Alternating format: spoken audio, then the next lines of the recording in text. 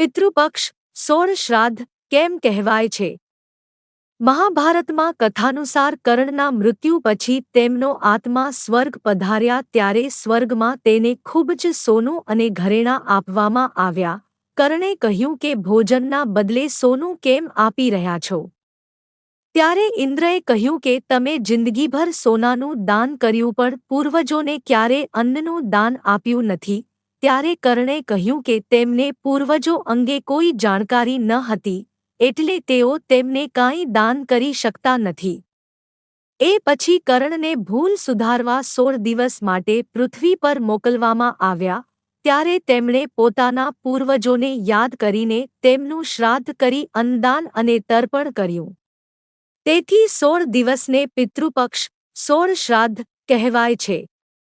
પિતૃપક્ષમાં શું કરવું? પિતૃઓનું સ્મરણ કરવું, તર્પણ અને શ્રાદ્ધ કરવું, ગાય, કાગડો અને જરૂરિયાતમંદ લોકોને અન્નદાન કરવું, બ્રાહ્મણ અથવા જરૂરિયાતમંદ વ્યક્તિને ભોજન કરાવવું, ભગવાન વિષ્ણુનું સ્મરણ કરવું અને ઓમ નમો ભગવતે વાસુદેવાય મંત્રનો જાપ કરવો. પિતૃપક્ષમાં શું ન કરવું? શુભ માંગલિક કાર્યો શક્ય હોય તો ટાળવા.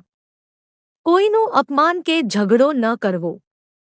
ખોટું બોલવું અને વ્યસનથી દૂર રહેવું.